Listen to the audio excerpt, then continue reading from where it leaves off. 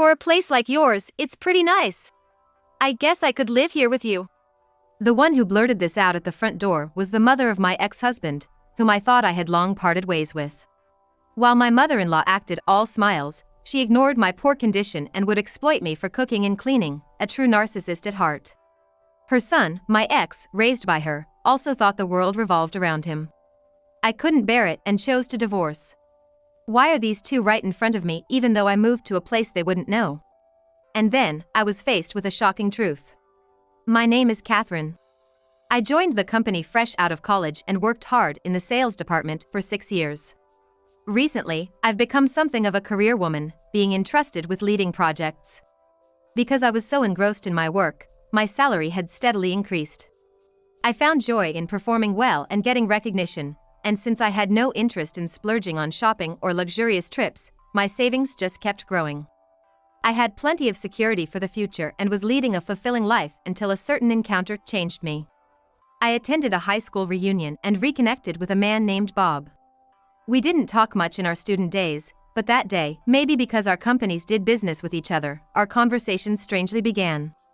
Bob worked in legal affairs at a well-known company. Our chat shifted from work to mentoring juniors, and then about our own lives, and we quickly became close, even promising to meet again after the reunion. Soon, we began dating and decided to get married within a year. However, after a modest wedding ceremony at a chapel, surrounded by family and friends, I was about to discover a shocking fact. One day, I fell sick. While Bob was concerned for me as I lay bedridden, soon enough, his mother called. "Hello, Mom." "No, it's all right. Just that Catherine isn't feeling too well." I could overhear the conversation between Bob and his mother from the corridor, but soon felt an odd discomfort. Seems like his mother was calling before she intended to visit. Of course, I thought he'd decline. I wasn't bedridden, but naturally, I wanted some rest without any disturbances. However, Bob complied with his mother's wishes and accepted her visit. "All right, we'll be waiting. I'll wake Catherine up." Hearing this, I was baffled. Why would he allow her to come over knowing I'm unwell? And even mentioning waking me up? Lost in my astonishment and confusion, Bob returned looking like it was the most normal thing to do. "Mom's in the neighborhood and wants to stop by. She says it's just for a short while." I felt bad turning her away. "So, Catherine, wake up. Just showing your face will be enough." Of course, it'd be inappropriate for his mother to come over while his wife was in bed. My living room wasn't even cleaned yet, and dishes were still in the sink. Despite showing concern, Bob hadn't lifted a finger to help. Pushing through my discomfort, I hurriedly cleaned up and got dressed before his mother's arrival. Throughout, Bob didn't offer any assistance or even look remotely apologetic. When his mother arrived, I was made to serve tea and set the table, with no consideration for my health. Their conversation was odd, too. They chatted amongst themselves, leaving me feeling isolated while suppressing a headache and chills. Eventually, his mother stayed until dinner. I kept my frustration hidden, cooked the meal, and finally collapsed into bed once she left. Bob has always prioritized his mother. He'd say he felt bad because they lived apart and often brought her gifts or frequently visited her place. I thought it was just him being a good son, but over time, I realized he always put his mother first. This behavior intensified, and just 6 months into our marriage, he completely disregarded me, always considering his mother as his top priority. Bob was, in essence, a mama's boy. Comparing our cooking, always visiting her house during outings, and his mother always indulging this behavior, clearly smitten by her son. I had planned to build a happy married life, but before I knew it, my mother-in-law's shadow was constantly between us. There's a reason she's so indulgent with her son, Bob. It's her spending habits. It wasn't just limited to coffee dates with friends or outings, but also expensive hobbies like traveling and purchasing limited edition luxury brands. Because of this, she often approached Bob asking for money. This behavior shamelessly extended to me as well. I was taken aback by such demands, something I never faced even from my own parents. Having been strictly taught by my parents against borrowing money, I was deeply shocked by my mother-in-law's attitude of taking it for granted. I never gave her a dime, but every time she asked, Bob would hand it over. Perhaps that's why she doted on her son so much. It's only natural to help out when mom's in trouble, right? That was all Bob had to say, even when I brought up the issue. Before I knew it, money exchanges were happening behind my back, and unknowingly our finances became tight. It reached a point where I pleaded, "I won't blame you anymore, but at least don't hide it from me." When I visited my in-laws, to my mother-in-law, I was just a free housemaid. She took advantage of me, cleaning, cooking, even tending to the garden and cleaning windows. Still, I had to oblige for Bob's sake. It seemed like, somewhere deep down, she enjoyed bossing me around. Unaware of these circumstances, Bob never stepped in to help. Instead, he genuinely believed his mother's treatment was making me a better wife. When I stood up to my mother-in-law, Bob, trying to mediate, said something unbelievable. "It seems Catherine's mom couldn't look after her much, so she's just embarrassed now, feeling like she has a real mother for the first time." True, my parents ran an old-fashioned diner and were busy working every day. But I don't hold any resentment towards my mother. Usually, they could have asked their only daughter to help with serving customers, but instead, they let me go out and have fun, taking up hobbies and lessons. A mantra my parents always had was, "Children aren't just tools for free labor." This was in stark contrast to my mother-in-law. I finally confronted my husband. I was defending not only myself but also my parents, who had shed tears of joy at our wedding. "What your mom's doing isn't right. Just because I'm the daughter-in-law doesn't mean she can boss me around. And I don't want to constantly maintain your family home to perfection. I just want her to leave me alone." But the response I got from my husband was filled with anger. "How can you say such awful things about my mom? Thanks to her, you're being a proper wife. Don't make trouble without being grateful." Furthermore, he threatened with, "If you keep talking like this, I'll divorce you." He thrust a divorce attorney's business card at me. "How about that? I'm dead serious. If you apologize to both me and my mom, we can discuss things." He had deeply rooted old-fashioned values. In his eyes, a wife was inferior to both the husband and mother-in-law, and she should obey them in everything. Since I resisted this notion, he became confused and furious. He probably thought threatening divorce would make me cry and apologize. But I was convinced that our marriage wasn't happy anymore and that things wouldn't improve. My husband said, "Think things over while I'm on my business trip," and left the next day. Seeing this as a golden opportunity, I immediately headed to a divorce attorney's office. I rushed into the firm and quickly took care of the necessary procedures. While it required various formalities to revert to my maiden name, I took some days off and tried to get everything done while he was away. The notification of our divorce being finalized and my husband's return almost coincided. "You went that far out of stubbornness? Filing for divorce isn't something you do lightly. This is going too far, just to upset us." In his mind, I was a capricious woman acting out of a little rebellious spirit.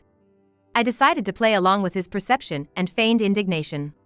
"After all, you've been ignoring me, just having fun with your mom. I'm fed up with always being sidelined. Why am I always left out?"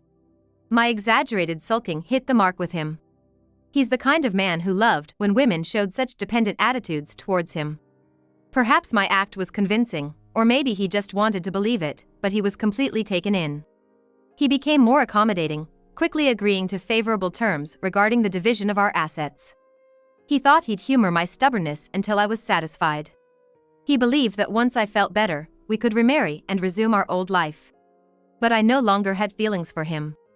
I had divorced him to prioritize myself, so there was no way I'd go back to living with him.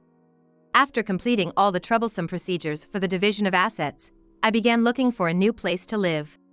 I fell in love with a convenient high-rise apartment near my workplace and decided to buy it on a whim. I hoped this new home would mark a fresh start in my life. While I enjoyed my days working and living at my own pace, one day, out of the blue, my ex-husband and mother-in-law came to visit. I hadn't given them my address. My mother-in-law made a scene in the building's entrance, continuously calling out my name. Not wanting to inconvenience my neighbors, I reluctantly welcomed them at my door. "Why here?" "Oh, it's a private investigator. I was worried about how you were doing, and Mom suggested we should check up on you," my ex-husband replied nonchalantly. Even though our legal ties had been severed, I was chilled to the bone knowing he'd gone to the lengths of hiring a detective without my knowledge. Stunned, I only thought about how to get them out, while my former mother-in-law, despite her age, acted carefree and childish. She tried peering into my house, bending over to see inside and just doing as she pleased. Just as I was about to reprimand her, she blurted out, "Your place isn't as shabby as I thought. It's quite nice. I could even live here with you." Excuse me? Flabbergasted, my mind went blank. I hadn't expected her to suggest living together, and her smile was downright eerie. I couldn't understand why she'd make such a proposal and pondered my next move. My ex-husband, grinning, agreed with her. "You must be lonely living here all by herself. That's why I brought Mom along today. Let's let bygones be bygones, okay?" He continued making decisions without my input. And it was clear from their actions that they both disregarded my wishes. "Absolutely not. Please leave. I don't need your forgiveness. Please, never come back." Having expected me to readily agree, my ex-husband was stunned. "What? Why? Are you serious? Why are you saying this? Bob came here for you." They were clearly surprised by my refusal. In my ex-husband's mind, I was still the stubborn wife trying to give them a hard time. He began to act arrogantly, as if he was the one bending over backward, doing me a favor by forgiving me. "You're gonna regret being lonely without us, you know? That's fine. Please leave. You're not welcome here, and I'm done with both of you." His perception was warped solely by his own needs, and he had no intention of understanding my perspective. Even when I made my refusal clear, he still believed I was just being stubborn. Laughing off my words, he tried to push past me into the house. Being a man, he easily overpowered me, and I ended up stumbling and falling in the hallway. "Ah!" A surprised shout escaped me, and shortly after, my neighbor's door opened. My ex-husband, trying to rush inside, bumped into me. The puzzled neighbor, seeing my distress, promptly went to call for help after I begged. "Please, call the police." "Hey! What the hell are you saying?" In my eyes, this was trespassing. When I also called the police and they found out they'd received 2 calls about the same incident, they quickly dispatched a patrol car. My neighbor, trying to protect me, let me in and locked the door. Outside, my ex-husband and his mother began pounding on the door, shouting their grievances loudly. "It's a misunderstanding. I'm her husband. We just came to visit. Hey, don't touch my mom. Catherine, please, tell them. It's your fault for not giving us your address. You. Not only have you tarnished Bob's reputation, but now you're doing this to me? Come out and apologize." His yelling was incredibly loud. Since it was a holiday and many of the neighbors were home, it drew quite a crowd, turning into quite the spectacle. Luckily, even though I was new to the apartment complex, I'd been actively involved in community gatherings and was well liked for being helpful. Even with the disturbance caused by my ex-husband's unexpected appearance, the neighbors were sympathetic and understanding. With testimonies from me, my neighbor, and other residents, my ex-husband and his mother were taken into custody for trespassing. Despite the inconvenience, my neighbor mentioned working in the legal field and even introduced me to a lawyer who specialized in stalking. Come to think of it, my ex-husband worked in legal affairs too, but seemed entirely oblivious to the laws he was breaking. He probably still is. Then, unexpectedly, my suspicion was confirmed in the most unforeseen way. It all started with a call from a mutual female friend, someone both my ex-husband, Bob, and I knew from high school. She mentioned having seen Bob walking closely with a young child. It hadn't even been several months since that unannounced visit of his. Could it be that Bob, who had hoped to reconcile with me, already had a new lover? If so, that's his business and none of mine. But, would his mother approve of him dating a woman who was divorced and had a child? Having already consulted a lawyer about Bob, I decided to hire an investigator. A reputable detective agency, hired through my lawyer's firm, started looking into him. And the findings were shocking. Bob had been having an affair even before our divorce. Even though I had long moved on from him, the sense of betrayal was profound. It felt as if the rug had been pulled out from under me multiple times. In Bob's mind, his world is distorted to fit his needs. He seems to place his mother at the top, with women, including me, ranked below, as lesser beings to ridicule and belittle. Including me, he seemed to think it was fine to mock and belittle any woman, considering them inferior beings. Given such hierarchical thinking, I could somehow make sense of his erratic actions. Having a wife while cheating, presuming it's natural to get back with an estranged wife, and all the while maintaining a relationship with his mistress. To Bob, all this seemed perfectly logical. With disbelief, I continued reading the investigator's report. Apparently, even though he had no intention of marrying her, he had hinted at a future to the woman he was cheating with. He gave her hope to keep their relationship alive. And my worst fear was confirmed. The young child he was seen walking with was, in fact, the child of his affair. He had been leading a double life. And the child was born around the same time as our marriage. The complexity of the situation made me nauseous. I was furious, so I sent a letter to his mistress, telling her everything. When she found out about everything, she was livid. She was enraged that while hinting at marrying her, he hadn't given up on reconciling with me, and she accused him of marriage fraud. But just hinting at marriage isn't grounds for a case. I thought she'd probably let it slide, but then it was discovered that Bob had taken a substantial amount of money from her under the guise of wedding expenses. And the money? It went to his mother. Her extravagant tastes knew no bounds, and her demands only escalated. To appease his angered mother after our altercation, Bob had booked an expensive suite on a cruise ship and planned an overseas trip. The money was intended for that purpose. Bob's mistress seized this opportunity and managed to press charges. My ex-husband faced claims for division of property from me, child support payments for the child he had with his mistress, and was charged with fraud. His savings quickly depleted. He had been frequently mooching off his mother anyway, so he didn't have much saved up. Their impressive family home was foreclosed on, yet the debts kept piling up. I had settled the matter of property division, so I had severed ties with my ex-husband. However, the situation with him and his mistress was a different story. They did have a young child together, after all. He quickly fell behind on child support, and his mistress was furious. His misdeeds were all exposed at his workplace after she stormed in, shouting at him. Despite working in the legal field, he had had frequent troubles with women and was in the middle of a trial for fraud. Naturally, he had kept all this hidden from his employer. His shady dealings became well known, and his reputation at the company plummeted. He was moved off the projects he had been handling, sidelined to insignificant roles, and the bad rumors never stopped. He couldn't handle the situation and resigned. When he tried to find another job, his fraud charges were already well known in his industry, making it hard for him to find a position. The mistress didn't let him forget about his criminal record, and once he realized he couldn't be picky about work, he ended up juggling multiple demanding physical labor jobs, day and night, just to keep up with the child support payments. Furthermore, his mother disappeared, pushing him to the brink of despair.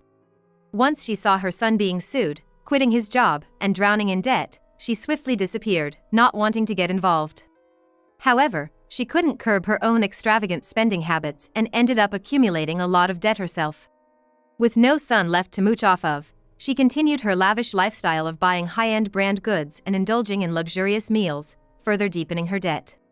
My ex lived a lonely life in a cramped apartment where he could hear his neighbors' voices distinctly. To make matters worse, a couple with a volatile temper recently moved in next door, frequently erupting in loud arguments. As for me, I continued to work hard in my role as a sales representative. I've taken on many new projects, achieving groundbreaking results time and time again. Having more time for myself now, I've also increased my study hours, expanding my expertise. Thanks to my specialized knowledge, I've gained the trust of my clients, and the company's revenue has surged. Not only am I viewed as a potential female executive, but there are even higher positions that I am considered for. Of course, I plan to work hard and contribute to the company. After all, it's my life. I should spend it doing what I love, living proudly and confidently.